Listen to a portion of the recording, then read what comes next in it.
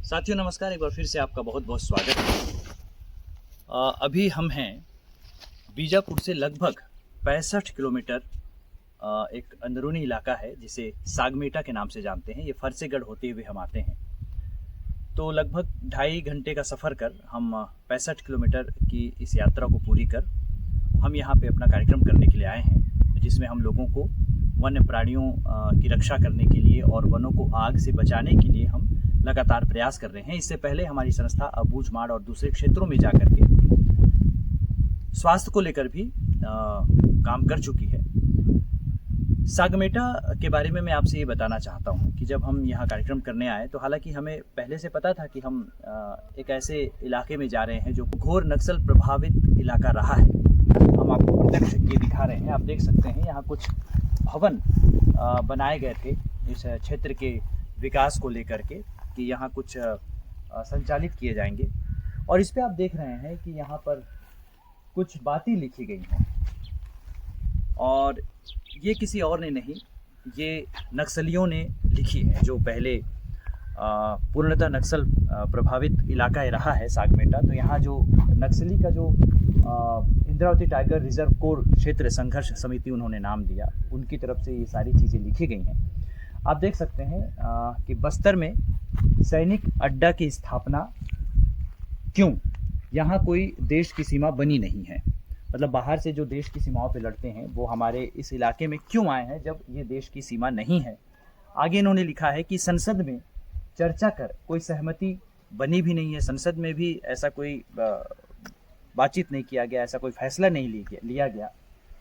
तो इस वजह से यहाँ पर इंद्रावती टाइगर रिजर्व कोर क्षेत्र संघर्ष समिति का ये कहना है कि जंगल इलाकों में कारपोरेटीकरण करना बंद करें, भारतीय सेना को बस्तर से वापस जाने की बात कही जा रही है, इन्हें वापस बुलाने की बात कही जा रही है, और वहीं प्राकृतिक विध्वंस और हजारों की संख्या में विस्थापित करने जा रही प्रस्तावित रेल परियोजना को रद्द करें। इनका कहना है कि जो रेल का मार्ग बनाया जाएगा, जो पटरियां बिछाई जाएंगी, उसके लिए जो हजारों की संख्या में विस्थापित किए जाएंगे जिन ग्रामीणों को, तो वो ये चाहते हैं कि ऐसा ना हो, और वो हजारों की संख्या में हो ना हो वो एक बात की बात है, लेकिन इनका कहना है कि बस्तर में जो प्रस्तावित रेल परियोजनाएं जितनी हैं उसे रद्द करने की बात नक्सली कर रहे हैं, और आज भी ये यहाँ पर दीवारों पर लिखा हुआ आपको दिख सकता है।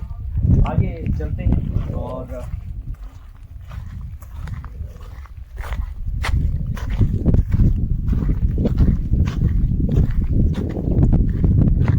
ये जो बातें कही गई हैं, इंद्रावती टाइगर रिजर्व कोर क्षेत्र संघर्ष समिति ब्लॉक भोपालपट्टनम इकाई जिला बीजापुर छत्तीसगढ़ की तरफ से आप देख सकते हैं, प्रस्तावित बचेली से गढ़ चिरौली तक जो रेल लाइन परियोजना है उसे रद्द करने की बात कर रहे हैं।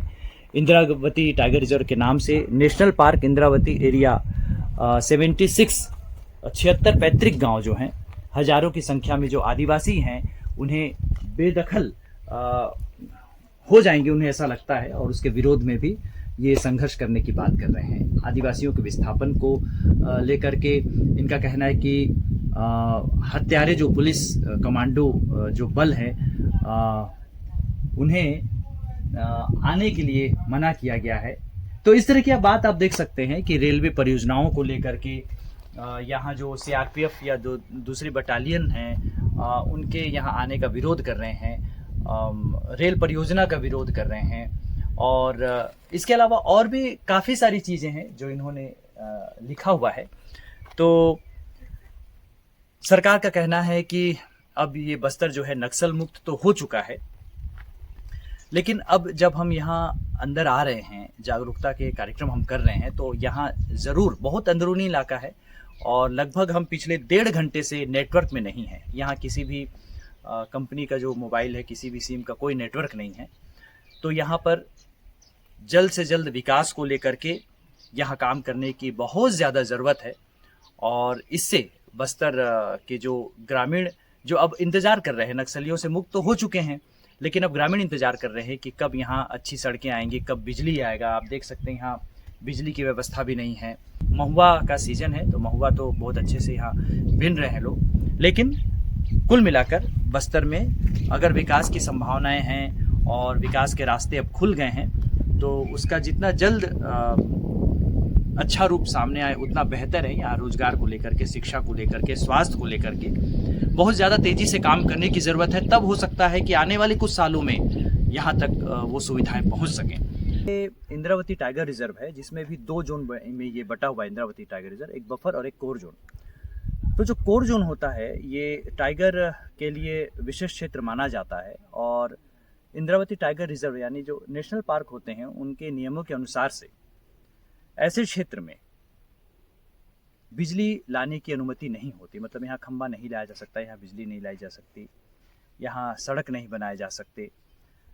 मतलब कुछ भी ऐसी गतिविधि इन क्षेत्रों में नहीं की जा सकती नियमानुसार जिससे मानव का यहाँ आगमन हो सके और वाइल्ड लाइफ को नुकसान पहुँचे। हालांकि स्वास्थ्य और शिक्षा को लेकर के कुछ पहल की गई। आप ये देख सकते हैं जहाँ अभी आप ये देख सकते हैं ये है अस्पताल भवन जिसका निर्माण कर दिया गया। लेंटर तो नहीं किया गया, आप देख सकते हैं इसमें सीट डलवाए गए हैं। तो ये जो अस्पताल भवन है इसकी अभी तक शुरुआत हो नहीं पाई है और इसके बनने के बाद ही नक्सलियों ने इस पर तमाम नारे लिखे हुए हैं, अपनी बात कही हुई है जो हमने आपसे अभी बताई। इंद्रावती टाइगर रिजर्व में बिजली आने की संभावना कम है। सड़कें हैं, कच्ची सड़कें बन सकती हैं लेकिन डामरीकरण इसका होगा नहीं। तो साथियों अभी हम हैं सागमेटा के ही मार्केट में और आपको बताना चाहूँगा कि अभी नक्सल प्रभावित इलाका होने की वजह से कई दशकों से ये प्रभावित रहा है, जिसके चलते यहाँ कभी बाज़ार नहीं लगा। और हमें जो जानकारी मिली है उस अनुसार लगभग ये चौथी बार यहाँ मार्केट बैठ रहा है। सोचिए आसपास के क्षेत्रों के लिए कितनी खुशी की बात होगी कि अब सागमेटा में बाज़ार लगने लगा है और इससे न केवल वो यहाँ खरीदारी कर सकेंगे बल्कि खरीदारी इसलिए क्योंकि अब बीजापुर से भी यहाँ पर अपने सामानों के विक्रय के लिए अब यहाँ पर व्यवसायी आ रहे हैं। आप देख सकते हैं इधर कपड़े वपड़े भी बिक रहे हैं और ये भी मुझे लगता है बीजापुर की तरफ से ही आए हैं क्योंकि ये जो सामग्री लेकर आए हैं इससे पता लग रहा है कि ये बाहर से आए हैं।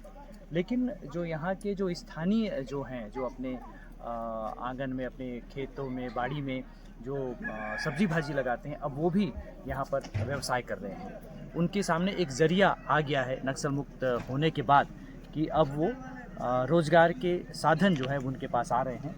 आप देख सकते हैं आसपास के लोग अब इमली भी लेकर के यहाँ विक्रय के लिए लेकर आ रहे हैं, महुआ लेकर के आ रहे हैं। और कुल मिलाकर मैं ये कहना चाहता हूँ कि सागमेटा वो इलाका बन गया है जहाँ अब साप्ताहिक बाज़ार लगने शुरू हो गए हैं और यहाँ का विकास अब शुरू हो गया है।